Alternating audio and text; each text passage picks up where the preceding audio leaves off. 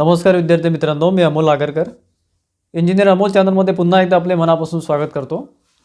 आपण आपल्या चॅनलद्वारे वरच्यावर जे रिक्रुटमेंट असतात MSCB रिलेटेड, महावितरण, महापारेषण, महानिर्मिती आणि प्लस बाकी रेल्वेज वगैरे या रिलेटेड आपण वॅकन्सीजबद्दल इन्फॉर्मेशन देत असतो. ते एनी ग्रॅज्युएट असेल, ITI झालेलं असेल किंवा डिप्लोमा इलेक्ट्रिकल सिव्हिल असेल किंवा इलेक्ट्रॉनिक्स असेल आणि त्यानंतर तुमचं इंजिनिअरिंग ग्रॅज्युएट्स असेल, त्या रिलेटेड आपण आपल्या चॅनलद्वारे, इंजिनियर अमोल यूट्यूब चॅनलद्वारे वरच्यावर माहिती आणि अपडेट्स देत राहतो, जेणेकरून तुम्ही तयारीत राहिले पाहिजे आणि पुढे ज्या वॅकन्सी येत असतात किंवा ज्या येत राहतात त्याबद्दल तुम्हाला माहिती असली पाहिजे. तर मित्रांनो, रिसेंटली एक न्यूजपेपरमधलं जे एक कटआउट आहे ते स्प्रेड होत आहे टेलिग्राम चॅनलवर किंवा यूट्यूब आपल्या व्हॉट्सअपवर वगैरे. तर त्या रिलेटेड मला माहिती मिळाली होती, परंतु त्यावर थोडंसं क्लॅरिफिकेशन करण्यासाठी 1-2 दिवस लागले. त्यामुळे आपण ती न्यूज आधी बघू, कारण की खूप मोठ्या प्रमाणात वॅकन्सी पुढे येणार आहे किंवा यावर्षी येणार आहे. तर बघा मित्रांनो, देवेंद्र फडणवीस आपले जे मुख्यमंत्री आहे त्यांनी आश्वासन दिलेलं आहे किंवा त्यांनी एक सांगितलेलं आहे आणि न्यूजपेपरमध्ये ते आलेलं आहे. तर त्यामध्ये महाभरती लवकरच असं म्हटलेलं आहे. राज्यात 70,000 पदांसाठी प्रक्रिया सुरू होणार असल्याची मुख्यमंत्र्यांची माहिती. 70,000 पदे निघणार आहे आपल्या महाराष्ट्रामध्ये. त्यामध्ये MPSCमध्ये साधारण 20,000 पदांची जे काय आहे ते 20,000 पदाची जाहिरात निघणार आहे स्टेप बाय स्टेप. आणि बाकी इतर जसं आता सरळ सेवा असतात, टेक्निकल आहे, नॉन टेक्निकल आहे किंवा MPSC आहे, या रिलेटेड सगळ्या वॅकन्सी इथे येणार आहे. आपण ठळक मुद्दे बघू. पहिले, MPSCतील 20,000 पदांचा समावेश, पारदर्शक पद्धतीने प्रक्रिया राबवण्याचे मुख्यमंत्र्यांचे निर्देश. म्हणजे ट्रान्सपरंट पूर्ण होणार आहे पद्धत जी काही भरतीची आहे ती, असं त्यांनी आश्वासन दिलेलं आहे किंवा असं सांगितलेलं आहे, निर्देश दिलेले आहे मुख्यमंत्र्यांनी. प्रशासनाची कार्यक्षमता वाढविण्याचा मुख्यमंत्र्यांचा विश्वास. म्हणजे बघा, जे काही आता गव्हर्नमेंटमध्ये एम्प्लॉई ऑलरेडी वर्क करत आहे, जुने एम्प्लॉई आहे, त्यांच्यावर बोजा येतो, त्यांच्यावर भार येतो आणि जे वॅकंट पोझिशन आहे ते भरल्या गेल्या पाहिजे.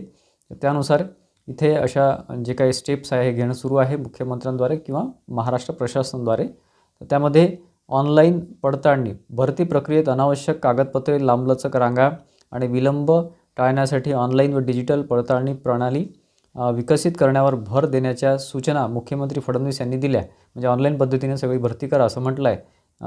पासपोर्टसारख्या संवेदनशील दस्तऐवज ऑनलाईन पडताळणी शक्य असल्यास इतर प्रक्रियांमध्ये ही प्रणाली वापरता येईल. यासाठी प्रत्येक विभागाने ब्लॉकचेन पद्धतीबरोबरच डिजिलॉकर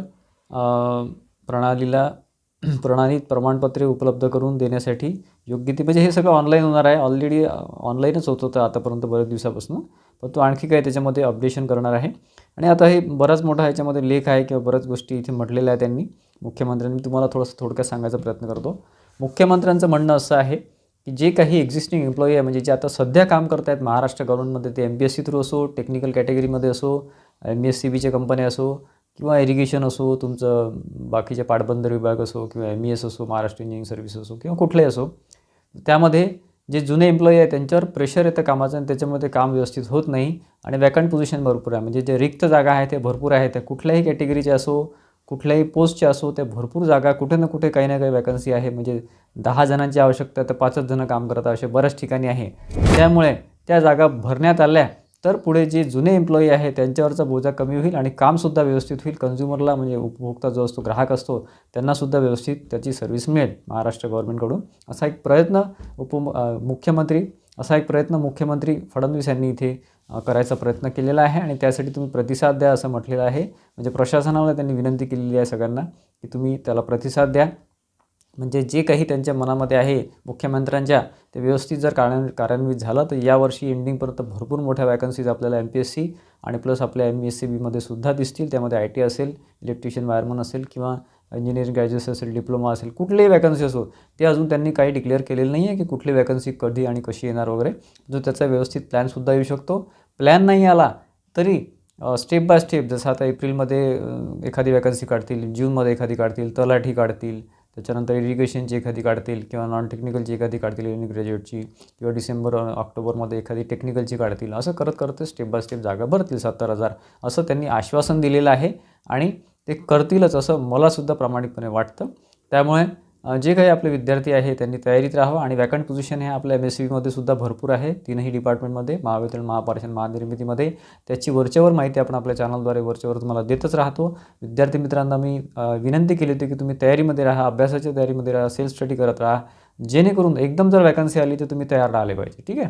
आणि असे अपडेट्स आपण वरच्यावर देतच राहतो. या आधीचा व्हिडिओ तुम्हाला मी दिला होता, त्यामध्ये मी सांगितलं होतं की वॅकन्सी ही येणारच आहे, परंतु ती आता येईल की जास्त ड्युरेशन लागेल ते सांगता येत नाही. परंतु हे जे आता न्यूज आलेली आहे आणखी त्याच्यामध्ये पॉझिटिव्ह भर देते आहे. म्हणजे पॉझिटिव्हिटी आपल्याला आता इथे दिसते आहे, जेणेकरून पुढे वॅकन्सीची शक्यता आता वाढत चाललेली आहे. ठीक आहे. असे अपडेट्स तुमच्यापर्यंत पोहोचवण्यासाठी मी वरच्यावर प्रयत्न करत असतो मित्रांनो, जेणेकरून तुम्ही थोडेसे आश्वासक राहिले पाहिजे, तुम्हाला आशा वाटली पाहिजे. कारण कसं आहे की तुम्ही जर निराशामध्ये राहिले तर तुम्ही अभ्यास करणार नाही आणि पुढची तयारी करणार नाही. त्याच्यामुळे तुम्हाला थोडाफार इथे आशावादी ठेवण्याचा मी प्रयत्न करतो आहे, जेणेकरून आणि वॅकन्सी कुठलीही असो त्याची तयारी करा. आम्ही असं म्हणत नाही की फक्त MSCBचीच करा. रेल्वे ग्रुप डी असेल किंवा आणखी कुठे काही वॅकन्सी आल्या असेल तर त्याचीसुद्धा तयारी करा आणि एक्झाम देत राहा. आपल्या क्वालिफिकेशननुसार एक्झाम देत राहा. कुठं ना कुठे काही ना काही तुमचं नक्की होईल याची असं मला आशा वाटते, अशी मी अपेक्षा करतो. ठीक आहे. या रिलेटेड आपला ॲप आहे, इंजिनिअर अमोल आपला ॲप आहे. त्यामध्ये सगळे कोर्सेस अवेलेबल आहे, टेस्ट सिरीज अवेलेबल आहे, प्रिव्हियस पेपर अवेलेबल आहे. त्यासाठी ॲप डाउनलोड करा. खाली डिस्क्रिप्शन बॉक्समध्ये लिंक दिलेली आहे. इंजिनिअरिंग ग्रॅज्युएट किंवा तुमचं इलेक्ट्रिकल वगैरे IT, electrician, wireman, diploma base सगळ्याच वॅकन्सीचे तिथे आपण माहिती दिलेली आहे, तिन्ही कंपनीचे MSCBच्या. ठीक आहे. तर तुम्ही ॲप डाउनलोड करू शकता किंवा प्ले स्टोरला जाऊन इंजिनिअर अमोल ॲप डाउनलोड करून घ्या. ठीक आहे. व्हिडिओ आवडला असेल, माहिती खूप चांगली वाटली असेल किंवा माहितीपूर्वक वाटला असेल व्हिडिओ, तर व्हिडिओला लाईक करा आणि विद्यार्थ्यांमध्ये शेअर करा, जेणेकरून त्यांनासुद्धा तयारीला वेळ मिळेल आणि पुढे वॅकन्सी आली तर वॅकन्सीसाठी ते तयार राहतील. आणि आपल्या चॅनलला अजूनही सबस्क्राईब केलं नसेल तर सबस्क्राईब करा, जेणेकरून पुढच्या वॅकन्सी पुढे येणार आहे ते तुम्हाला त्याचे अपडेट्स मिळत राहतील. धन्यवाद मित्रांनो.